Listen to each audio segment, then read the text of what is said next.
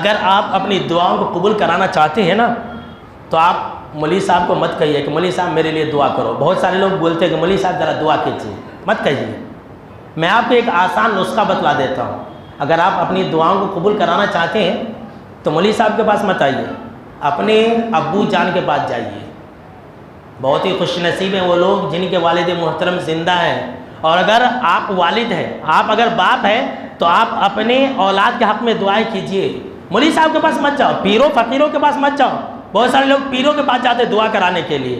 ارے اس کی دعا قبول کی جاتی ہے, وہ تو آپ کے گھر میں موجود ہے, وہ تو آپ کا باپ ہے. اپنے باپ سے کیوں نہیں درخواست کرتے کہ دعائیں کرو میرے لیے؟ کبھی آپ نے کیا ہے؟ ذرا دل پر ہاتھ رکھ کر کے بولنا. جن کے والد محترم زندہ ہے, کیا ان لوگوں نے اپنے والد سے یہ کہا ہے کہ ذرا میرے لیے دعا کر دیجیے؟ اور آپ بھی اگر باپ ہیں, آپ کے بچے ہیں, تو اپنے بچوں کے حق میں دعائیں کیجیے.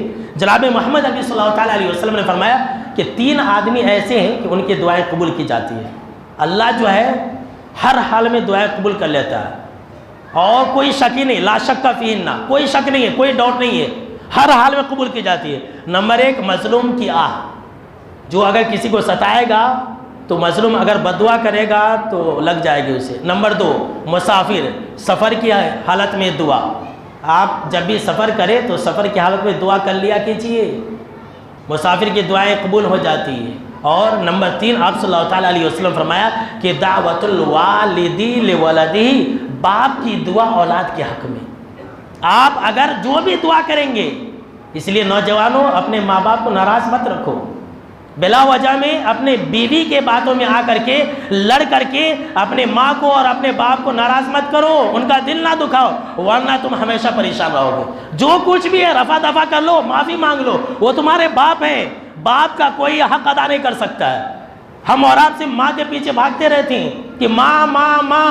سن لیجئے, باپ کا بھی کوئی حق ادا نہیں کر سکتا ہے, کوئی حق ادا نہیں کر سکتا ہے. باپ کا بھی درجہ بڑا ہے, باپ بھی جنت کا دروازہ ہے. تو جناب محمد عربی صلی اللہ تعالیٰ علیہ وسلم نے فرمایا کہ باپ بھی اگر دعائیں کرے تو اس کی دعا قبول ہو جاتی ہے. تو جائیے جمعہ کے بعد آپ نے باپ کا ہاتھ پاؤں پکڑ کے معافی مانگیے اور دعا کرنے کی درخواست کیجیے. تو نوجوانوں کریں گے؟